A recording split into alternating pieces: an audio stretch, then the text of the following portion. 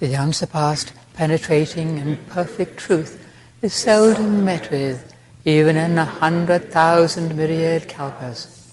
Now we can see and hear it, we can remember and accept it. I vow to make the Buddha's truth one with myself. Homage to the Buddha, homage to the Dharma, homage to the Sangha.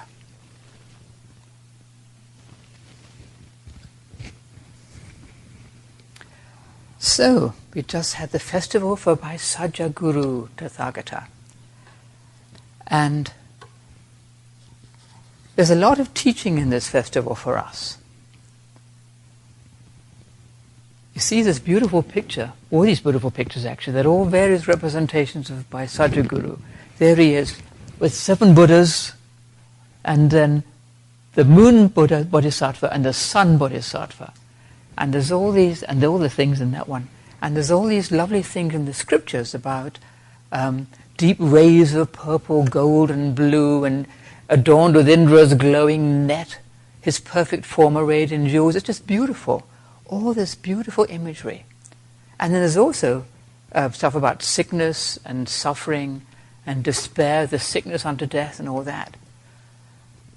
Bhaisajyaguru helps us with our suffering through his great vows to help beings.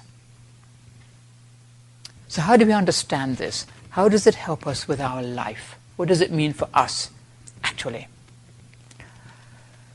Well, for many people, Bhaisajyaguru, the healing medicine Buddha, is this simple faith in him. Just simply, people pray to Bhaisajyaguru and ask for help with sickness. And this actually really does help, can help. Doesn't mean his sickness goes away, but there can be acceptance and relief from some of the suffering.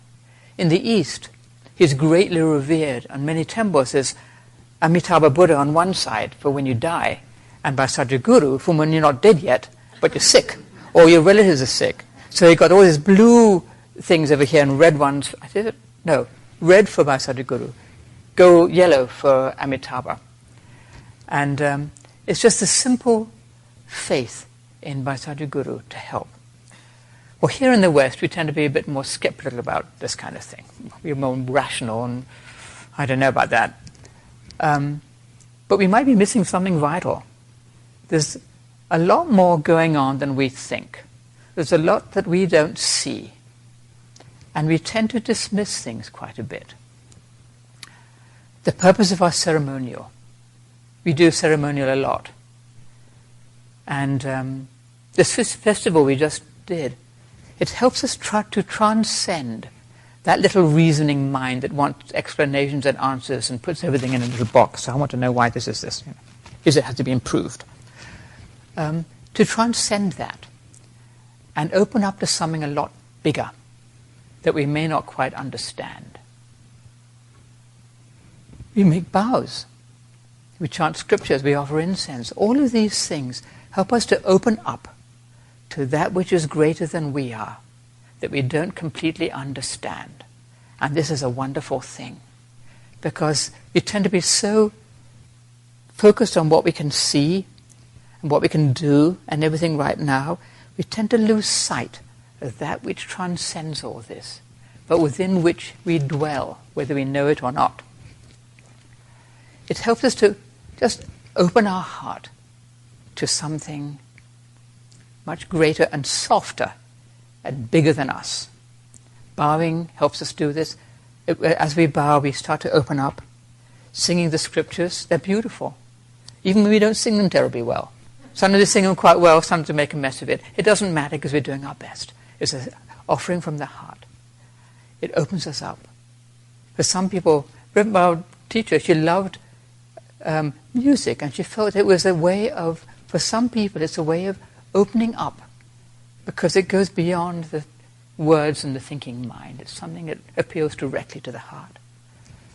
And doing it all together, all the ceremonial, helps us, again, to just kind of open up to something bigger than us. Putting aside our little reasoning mind and just doing it without thinking, why are we doing this? I don't like this. I think this is dull. I'd rather be sitting. I'd rather be doing something else. Just do it wholeheartedly.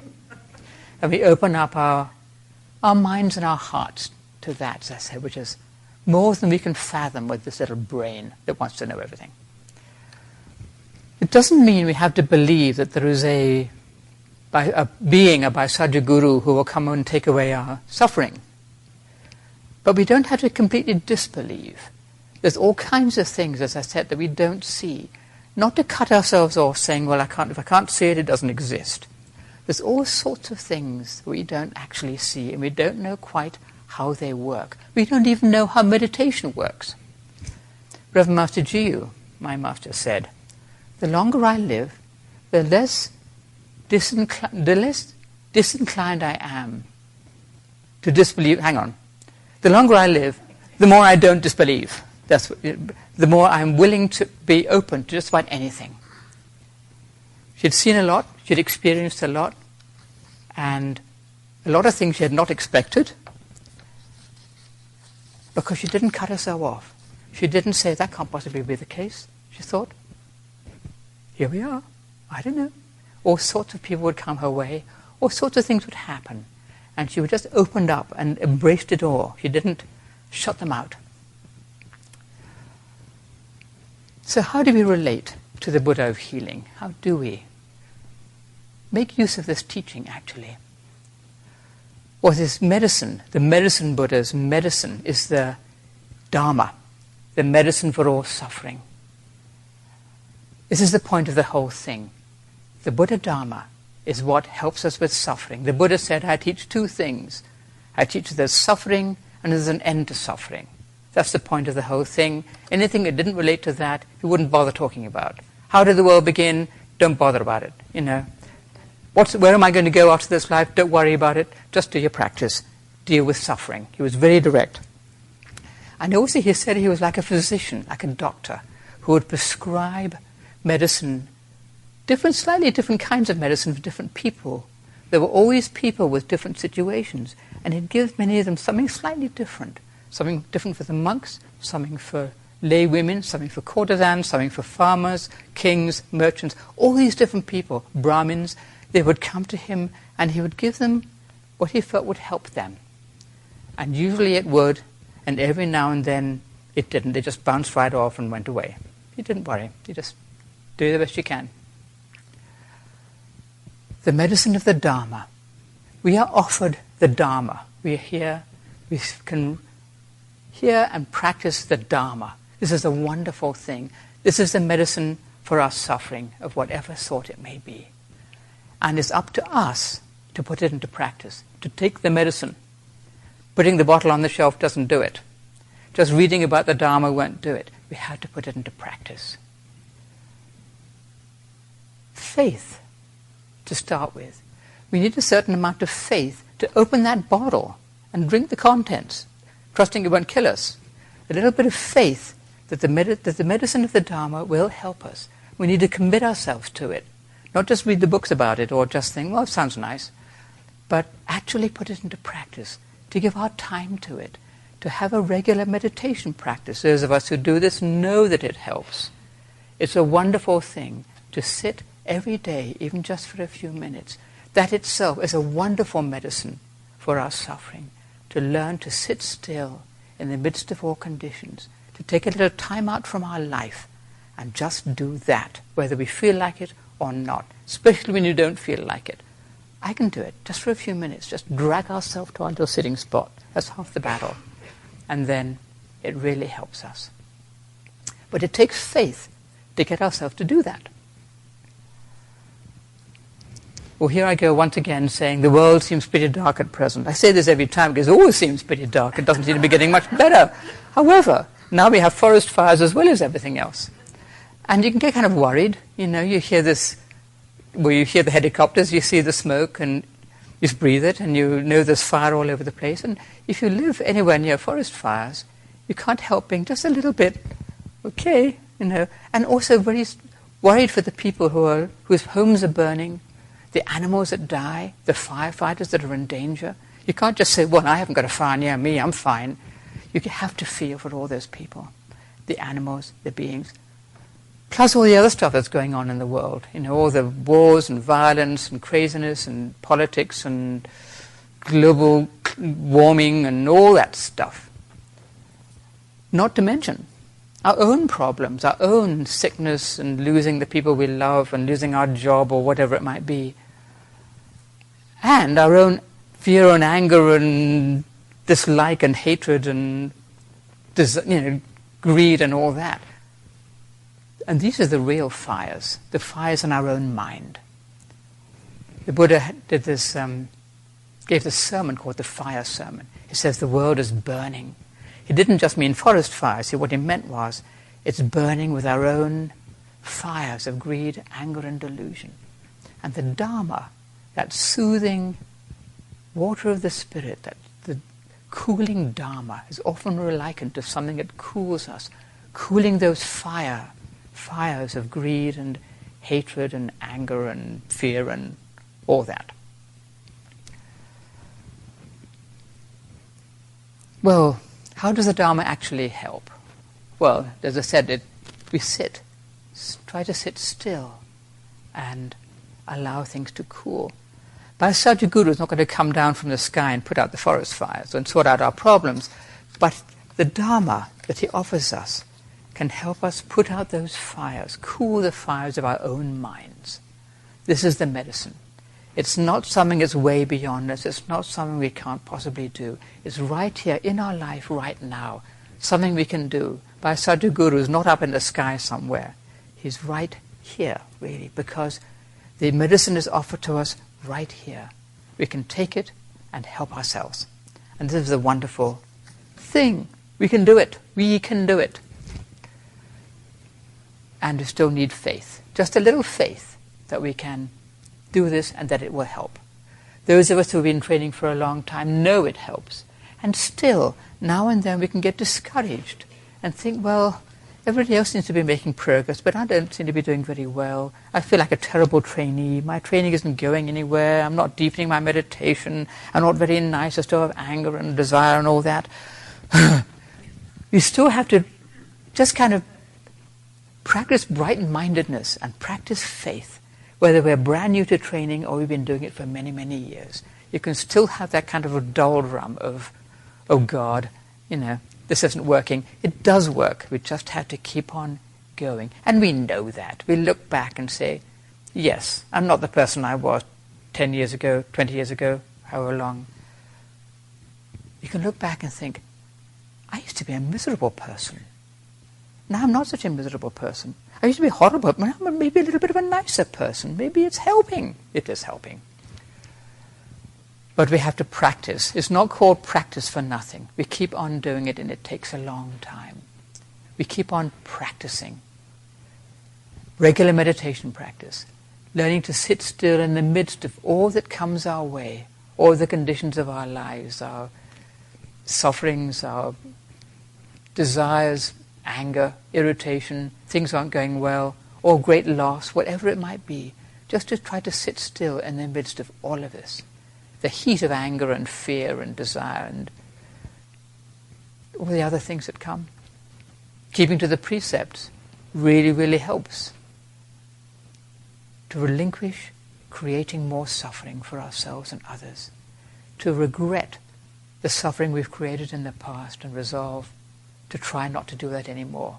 And we still create suffering, we still break the precepts, but we're trying to do our best. This really, really helps us. Just creating a little bit less suffering in this world for ourselves and others actually has great effects.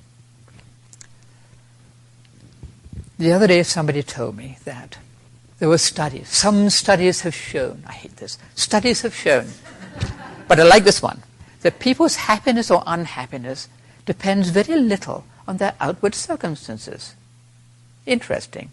That means our unhappiness or happiness depends mostly on our state of mind, our attitudes.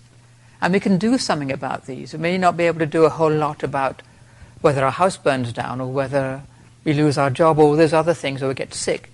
But we can do something about our attitude towards it and about our states of mind. We can help to change those. But it doesn't happen overnight, not usually. The great blessing of the Dharma is that we can change, and it shows us how to do that. The wonderful medicine for suffering. We can change. This is what really, really helps in the midst of all the conditions of our lives. And it shows us how to do this in a great many ways. Just looking at Reverend Master Daizu's simple little invocation this morning. In case you don't know, he was our previous head of the order, and he died of cancer some years ago, to our great dismay. However, he wrote a number of really beautiful little invocations. And this one, Lord of Healing, Lord of Light, sees the suffering of this plane, our world. Ease its darkness, strife and pain with thy Buddha Dharma. So simple, deceptively simple, and yet it's the Buddha Dharma that helps ease our suffering. And we ask Bhaisajyaguru to help us. It's not just, I can do this all by myself. We also ask for help. Blessed art thou who vowed to save beings stricken with all ills, who can bend their stubborn wills to thy teaching skillful. Bending our stubborn wills. This sounds familiar. We have to bend our stubborn wills. But asking for help helps us to do that. How do I relinquish my selfish wanting to do it my way? How do I do that? Asking for help, Minds and hearts and spirits hot yearn for cool deliverance. The heat of our passion, anger, whatever. Yearning for cool deliverance. Free our minds from anger's hand. We know about that. And delusions deadly banned by thy blade of wisdom. The practice of wisdom which we have innately. Help us liberate ourselves through wisdom. Help us bear the stings of karma. Help us bear our karma's stings. Teach acceptance of the things birth and death are heir to. Birth, sickness, old age, death. Accepting these things. So simple. And come, I love this, is my favorite line. Come our feeble hands to hold when our life is ebbing. When we're dying, come and help us. Not just we do it all by ourselves. We ask for help. When we're right up against it, right, getting ready to die, simply, humbly, and openly to ask for help. And a life of training helps us to open to that. We're not saying, I don't know about this, I can't see it, I don't believe in it. We're saying, I'll take help, wherever it may come from. Please, wherever you are, help. No atheists in foxholes, as they say. It's just a beautiful thing that come our feeble hands to hold when our life is ebbing. I'll take it. There's a lovely, there's a kind of I forget what it's called, in Japanese painting. This Amita Buddha, it's usually in darkness. Amita Buddha, behind the mountains, this huge figure. That's Amita, it's not Bhaisajyaguru, but who worries? Huge Amita Buddha behind the mountains. What is that called? Do you know, Gail? Do you know what I mean? You can't remember what it's called. No, neither can I. But it's just lovely. You see this sometimes. In the dark, here's the dying person. This is the vision of the person dying. Here's this huge golden Amita. Or somebody's in the sky with retinues of bodhisattvas and things. You just think, I don't know. I don't see it now. But who's to say that is not... people see these things. And to not cut ourselves off them. This is not a woo-woo thing. It's just, what do we know? There's something that helps us no matter what. No matter what things look like, no matter what our world looks like, there are things, there are forces that help. Not just that, but beings that help. We are beings that help. Acceptance. Acceptance of the things that birth and death are heir to, or the things that happen to us. Acceptance of other people and the way they are. Acceptance of ourselves. Acceptance of our non-acceptance. Really. Because sometimes we think, I should be all equanimous with this, I feel terrible. Just to say, okay, I feel terrible. I feel like a worm. It's okay, I don't have to drive away the wormness. I can just simply sit in the middle of it and not worry too much, because everything comes and goes after all. And maybe it's not ultimate truth that I am in fact a worm. You know? Just opening up to a possibility. You know, maybe I'm not a worm. Opening the heart to the medicine of the Dharma. Opening up to compassion. Compassion for other beings, compassion for ourselves particularly. Compassion for those who do terrible things. Maybe we'd do those terrible things if we were in their situation. We don't really know. We're not that different. There's compassion without limits. Compassion for all. Being a person who does terrible things is a horrible suffering, you know. Much worse than being the person who has things done to them, actually. Opening the heart to wisdom. Skillful ways of living our life for the good. We all have this wisdom. We all have access to wisdom and compassion. It's not our own. It's just there for us to open up to and allow it to come through us. When we need to make a decision, to consider, what do I need to do here? What's best? How do I understand this? How do I learn from this? You know, to open up to that. Fear and worry. Sitting still in the midst of fear and worry, whether we're worrying about fire, worrying about politics, worrying about climate change, worrying about all the 1,000-fold, million-fold things we can worry about. It can be a huge suffering, you know, suffering, worry on a personal level, worrying on a global level, as we have said, all these different kinds of worrying.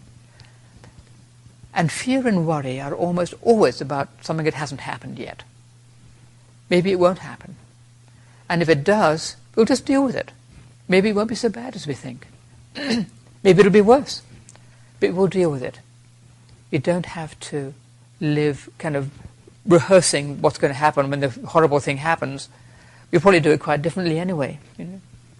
People's houses are burning, they'd run out with all their gloves and leave their jewelry and money behind. You never know.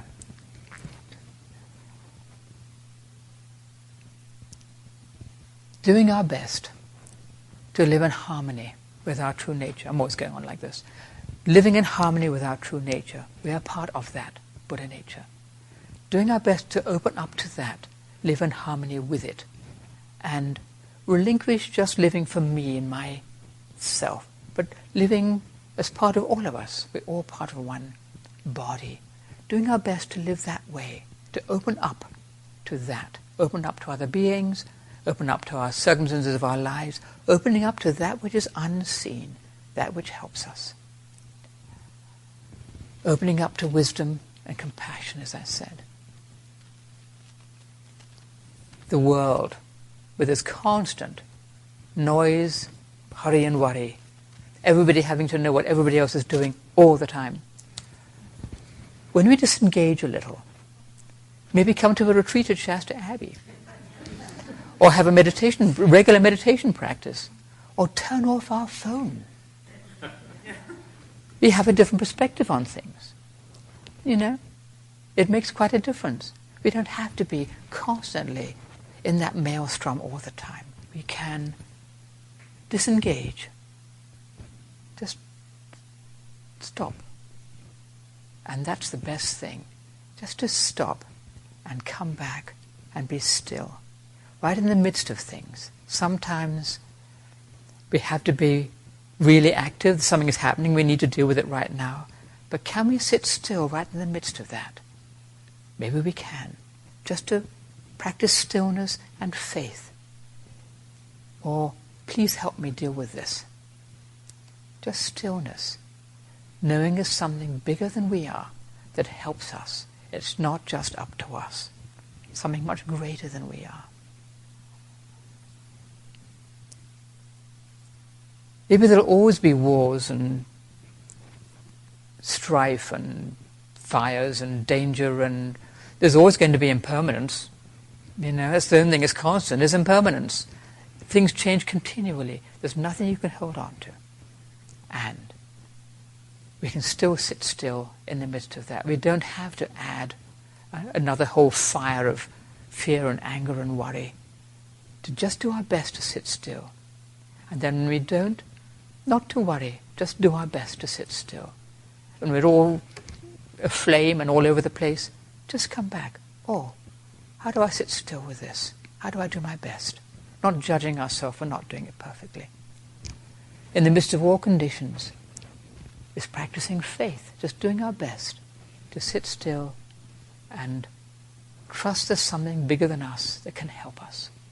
There's something bigger than us that we can take refuge in and turn towards and trust ourselves to.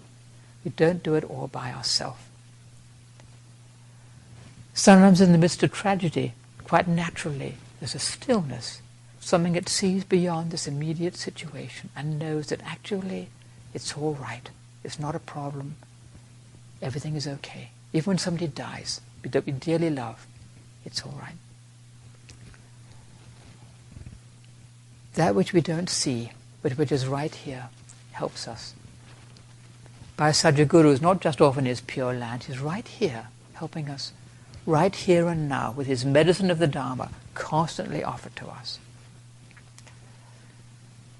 In this world there's all kinds of beings, lots of beings helping in all kinds of ways, seen and unseen. People living their lives, raising their kids, doing their best, sometimes doing great deeds of bravery for somebody they don't even know, sometimes just helping somebody with a kind word here and there. All over the world there are people doing good things, helping beings, and we actually are part of that. It's easy to lose sight of that and to forget that actually the power of goodness is greater than the power of harm and chaos. The power of love is greater than the power of selfishness. And just to have faith in that, to trust that, even when we don't see it, there's something a lot bigger than all the craziness that can go on. We can practice kindness. Other people practice kindness. We can recognize that. We can practice kindness. It's a wonderful thing. A little kindness goes a long way, and it's something we can do. Even when we think, I'm not wise, I don't meditate very well, I don't seem to have any compassion, we can still practice kindness. Forget all that stuff and just be kind to ourselves, to others. It's a huge thing. And we can offer the merit of our training to other beings and to the world, making the great wish for the good of all. The great wish, may all be well, may all work out for the best. I deeply believe that this helps everybody and everything, making that deep wish of the heart for the good of all. May all be well. May our world be well. May beings be well. May all have what they need. May there be an end to war. Even if you think probably there will never be an end to war. To say, well, may it be so. People do end wars, they end conflicts, they make up the feud with their neighbors, they come to terms with their brother they haven't talked to for 20 years. People do make an end to war. It seems like they don't, because you don't hear about it. But there's all over the world there are people resolving their conflicts. All over the world there are people trying to do good, and we are part of that. And our great wish for the good, our deep aspiration to do our best, just help the world in our little way, help ourselves, help those we know, just doing our best to meditate and sit still and not add more fire to the fire that's already there. It really helps. And we all do this in different ways. Some people do active things, some people meditate, some people teach other people to meditate. We all just do our best. In our offertory today, I notice it says, Bhaisajyaguru blesses us by descending to this pure and bright mandala. Not from his pure and bright mandala up there somewhere else, but coming to our pure and bright mandala. How's that for a thought? This pure and bright mandala,